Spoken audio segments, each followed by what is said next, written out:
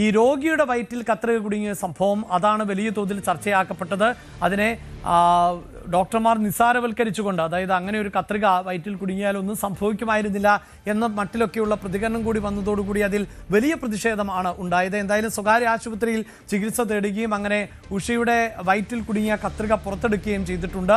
അതിനെ ഒറ്റപ്പെട്ട സംഭവം എന്നൊക്കെ സർക്കാർ തലത്തിലുള്ളവരുമൊക്കെ നിരീക്ഷിച്ചു പോകുമ്പോഴും ആ പ്രതിഷേധം ശക്തമാണ്. നവമി ദിനേശാണ് ചേരുന്നത്. നവമി, ഉഷയുടെ ആരോഗ്യം തൃപ്തികരം ആയി തന്നെയല്ലേ തുടരുന്നത്? എത്ര ദിവസം ആശുപത്രിയിൽ തുടരേണ്ടി വരും?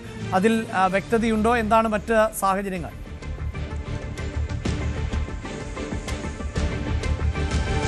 അഭിലാഷെ, കഴിഞ്ഞ ദിവസമാണ് ഉഷയുടെ ശസ്ത്രക്രിയ പൂർത്തിയായി അവർ ആരോഗ്യത്തോടെ ഇരിക്കുന്നുവെന്ന് ഡോക്ടർമാർ അറിയിച്ചു. പക്ഷെ ഇപ്പോഴും ICUയിൽ വിദഗ്ധ ഡോക്ടറുടെ നിരീക്ഷണത്തിൽ തുടരുകയാണ്. 2 ദിവസം കൂടി നിരീക്ഷിച്ചതിന് ശേഷം റൂമിലേക്ക് മാറ്റാം അല്ലെങ്കിൽ വാർഡിലേക്ക് മാറ്റാം എന്നാണ് ഡോക്ടർമാർ അറിയിക്കുന്നത്. ഇന്നിപ്പോൾ KC വേണുഗോപാൽ MP ഉൾപ്പെടെയുള്ളവർ അവിടെ എത്തി അവരെ ഉഷയെ കണ്ടിട്ടുണ്ട്. ഉഷയുടെ കുടുംബത്തോട് സംസാരിക്കുകയൊക്കെ ചെയ്തിട്ടുണ്ട്. അപ്പോൾ KC വേണുഗോപാൽ പറഞ്ഞത് ഉഷ ഇപ്പോഴും തനിക്കുണ്ടായ ആ ഒരു ദുരനുഭവത്തിന്റെ ഷോക്കിൽ നിന്നും മുക്തയായിട്ടില്ല.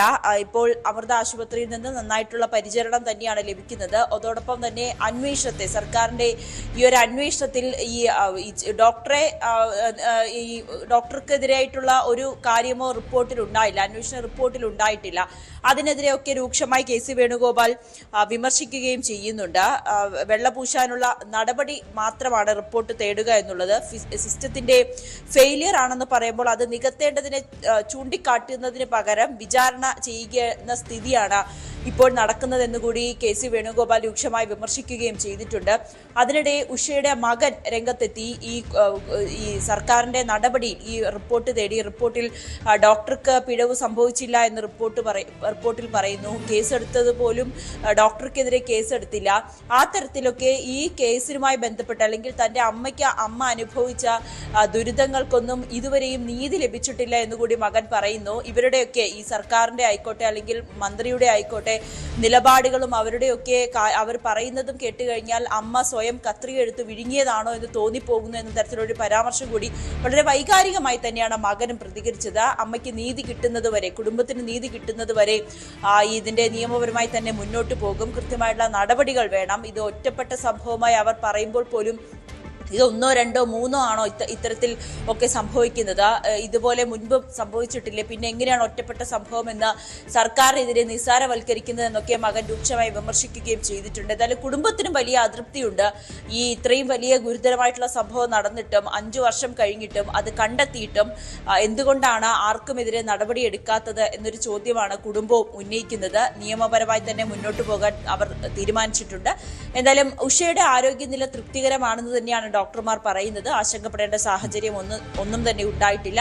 ആശുപത്രിയിലെ നിരീക്ഷണത്തിന് ശേഷം റൂമിലേക്ക് മാറ്റും. അതിനുശേഷമായിരിക്കും വീട്ടിലേക്ക് പോകാനുള്ള ഒരു സൗകര്യം ഒരുക്കുക എന്ന് കൂടിയാണ് അമൃത ആശുപത്രിയിൽ നിന്നും അറിയിക്കുന്നത്. അഭിലാഷ്, 5 വർഷമാണ് ഉഷ ഇതിന്റെ ദുരിതം പേറിയത് എന്നത് നമ്മളെ അത്ഭുതപ്പെടുത്തുന്ന കാര്യമാണ്. സർജറി നടന്ന് 5 വർഷക്കാലം ഈ കത്രിക വയറിനുള്ളിൽ ഉണ്ടായിരുന്നു. പലതവണ അവർക്ക് അസഹനീയമായ വേദന അനുഭവപ്പെട്ടു, രക്തസ്രാവമുണ്ടായി. അങ്ങനെ നിരന്തരമായി ചികിത്സ തേടിയിരുന്നു. അതിനുശേഷം ആണ് ഈ കത്രിക കുടുങ്ങിയെന്ന കാര്യം കഴിഞ്ഞ ദിവസം തിരിച്ചറിയുകയും അങ്ങനെ സ്വകാര്യ ആശുപത്രിയെ സമീപിച്ച് ആ കത്രിക ഇപ്പോൾ പുറത്തെടുക്കുകയും ചെയ്തിട്ടുള്ളത്. അതേസമയം ഉഷയെപ്പോലെ തന്നെ നിരവധിയായ ആളുകൾ ഇപ്പോൾ ദുരിതത്തിലാകുന്ന പശ്ചാത്തലം ആണ് ഉള്ളത്. അതാണ് നേരത്തെ സാരംഗ് സൂചിപ്പിച്ചത്. ഡോക്ടർമാരുടെ സമരം അത് തുടരുന്ന പശ്ചാത്തലമാണ് ഉള്ളത്. അവിടെ ഒരു പോംവഴിയില്ലേ എന്ന ചോദ്യം ആണ് ഉയർന്നു വരുന്നത്. എന്തുകൊണ്ട് സർക്കാർ അതിനെ ഗൗരവമായി അഭിസംബോധന ചെയ്യുന്നില്ല? ഇത്രയും ദിവസമായി ഡോക്ടർമാർ പണിമുടക്കുകയാണ്, ശസ്ത്രക്രിയകൾ മുടങ്ങുകയാണ്. അങ്ങനെയുള്ള സാഹചര്യത്തിൽ സ്വകാര്യ ആശുപത്രിയിലേക്ക് സാധാരണക്കാരായ ആളുകൾ പോകുന്ന സാഹചര്യം. ഒപ്പം സാരംഗ് അവസാനിപ്പിച്ചത് ആറ്റുകാൽ പൊങ്കാലയെക്കുറിച്ച് സൂചിപ്പിച്ചാണ്. അതായത് ഈ പൊങ്കാലയിലടക്കം തങ്ങൾ സേവനം ചെയ്യില്ല എന്നാണല്ലോ ഇപ്പോൾ ഡോക്ടർമാർ പറയുന്നതല്ലേ? അങ്ങനെയല്ലേ സാരംഗൊപ്പം സർക്കാരിന് ഇത് അവസാനിപ്പിക്കണമെന്ന ഒരാവശ്യവുമില്ലേ?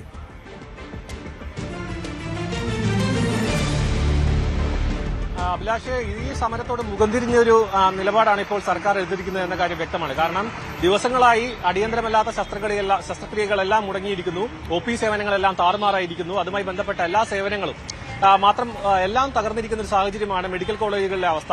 അതുകൊണ്ട് തന്നെ ജനങ്ങൾ വലിയ രീതിയിൽ ബുദ്ധിമുട്ട് അനുഭവിക്കുന്നു എന്ന കാര്യം തീർത്തും അവഗണിച്ചുകൊണ്ട് ഈ സമരം മുന്നോട്ട് പൊക്കോട്ടെ എന്ന തരത്തിലാണ് ഇപ്പോൾ സർക്കാരിന്റെ നിലപാട്. കൃത്യമായി ചർച്ച നടക്കുന്നില്ല. എങ്ങനെയെങ്കിലും ഇതിലൊരു നിലപാട് മയപ്പെടുത്തിക്കൊണ്ടോ അല്ലെങ്കിൽ ഇതിലൊരു സമവായത്തിലേക്ക് എത്താനുള്ള ഒരു നീക്കം സർക്കാരിന്റെ ഭാഗത്തുനിന്ന് ഉണ്ടാകുന്നില്ല എന്നാണ് മനസ്സിലാക്കാൻ കഴിയുന്നത്. അതിനൊപ്പം തന്നെ നോക്കേണ്ട മറ്റൊരു കാര്യം എന്ന് പറയുന്നത് നമുക്ക് ഈ ഹൃദയ ശസ്ത്രക്രിയ അടക്കമുള്ള വലിയ വിഷയങ്ങൾ, അതായത് വലിയ വലിയ സർജറികളിലടക്കം മാസങ്ങൾക്ക് മുൻപ് ലഭിച്ച ഡേറ്റുകൾക്കനുസരിച്ചാണ് ഈ രോഗികൾക്ക് ചികിത്സ ലഭിക്കുന്നത്. അതടക്കം മുടങ്ങിപ്പോകുന്നു. ഇനി എപ്പോൾ അടുത്ത ഡേറ്റ് നൽകും?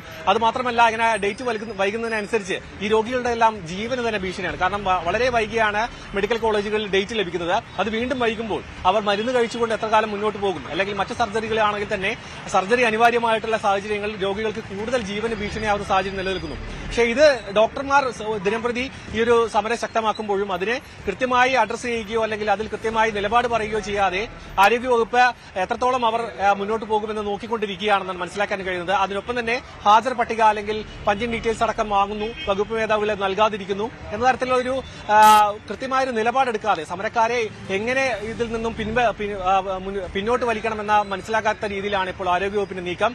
അതിനൊപ്പം തന്നെ ഇപ്പോൾ നേരത്തെ സൂചിപ്പിച്ച പോലെ തന്നെ മറ്റൊരു സമരങ്ങൾ, അതായത് ഈ ഒരു ചികിത്സാ പിഴവുമായി ബന്ധപ്പെട്ടിട്ടുള്ള കൂടുതൽ വിഷയങ്ങളും ആരോഗ്യവകുപ്പിന്റെ വിഷയത്തിലുണ്ട്. അതിനിടയിലാണ് ഈ ആറ്റുകാൽ പൊങ്കാലയുമായി ബന്ധപ്പെട്ട മറ്റൊരു വിവാദം അല്ലെങ്കിൽ മറ്റൊരു വിഷയം ഉയർന്നു വന്നിരിക്കുന്നത്. അതായത് ഈ സമരത്തിന്റെ ഭാഗമായി തന്നെ ഈ ഒരു ആറ്റുകാൽ പൊങ്കാലയുടെ മെഡിക്കൽ സേവനങ്ങളിൽ നിന്നും ഡോക്ടർമാർ വിട്ടുനിൽക്കുമെന്നാണ് ഇപ്പോൾ പറയുന്നത്. അതിലൊരു ചർച്ച നടന്നിട്ടില്ല എന്നാണ് മനസ്സിലാക്കാൻ കഴിയുന്നത്.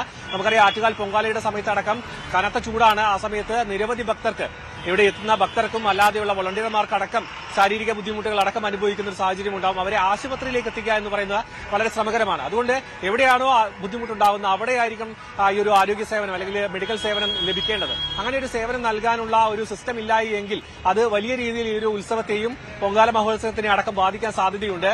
അതുകൊണ്ട് തന്നെ ഇതിൽ സർക്കാരിന്റെ നിലപാടിനൊപ്പം തന്നെ കോർപ്പറേഷന്റെ നിലപാടും വളരെ നിർണായകമാണ്. കാരണം കോർപ്പറേഷന്റെ പരിധിയിൽ കോർപ്പറേഷന്റെ പല ഘടകങ്ങൾ ഒത്തുചേർന്ന് നടത്തുന്ന ഒരു ഉത്സവമാണ്. അതുകൊണ്ട് തന്നെ കോർപ്പറേഷൻ ഈ വിഷയത്തിൽ ഇടപെടുമോ എന്ന ചോദ്യം നിലനിൽക്കുന്നുണ്ട്. അതിനൊപ്പം തന്നെയാണ് മെഡിക്കൽ കോളേജുകളിലും ഇപ്പോൾ നെടുമങ്ങാട് ആശുപത്രിയിൽ നടക്കുന്ന വിഷയം. ഈ ഡോക്ടർക്കെതിരെയുള്ള ഏകപക്ഷീയമായ നടപടിയിൽ പ്രതിഷേധിച്ചുകൊണ്ട് അവിടെയും ഒ പി ബഹിഷ്കരിക്കുന്നു.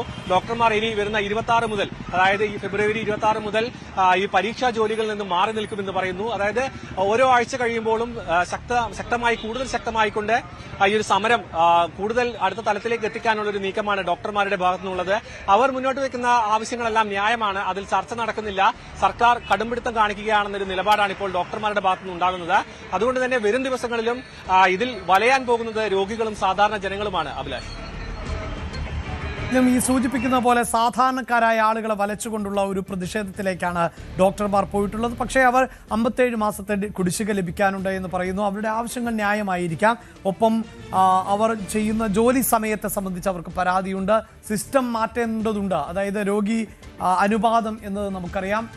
ലക്ഷക്കണക്കിന് ആളുകളാണ് ഓരോ ദിവസവും സർക്കാർ ആശുപത്രികളെ സമീപിക്കുന്നത്. അവിടെ പല ഡോക്ടർമാരും അങ്ങേയറ്റം ആത്മാർത്ഥതയോടുകൂടി തന്നെയാണ് ജോലി ചെയ്യുന്നത് എന്ന് നമുക്കറിയാം. ചില പിഴവുകൾ ഉണ്ടാകുന്നു. ആ പിഴവുകൾ വലിയ തോതിൽ വാർത്തകളിൽ ഇടം പിടിക്കാറുണ്ട് എന്നത് വസ്തുതയാണ്. അത് പിഴവുകൾ ചൂണ്ടിക്കാണിക്കപ്പെടേണ്ടതും തിരുത്തേണ്ടതുമാണ്. അപ്പോഴും ആരോഗ്യരംഗത്ത് പ്രവർത്തിക്കുന്ന ഡോക്ടർമാരുടെയും നഴ്സുമാരുടെയും മറ്റ് മുന്നണി പോരാളികളുടെയും ഒക്കെ ബുദ്ധിമുട്ടുകളും പ്രയാസങ്ങളും പരിഹരിക്കപ്പെടേണ്ടതുമുണ്ട്.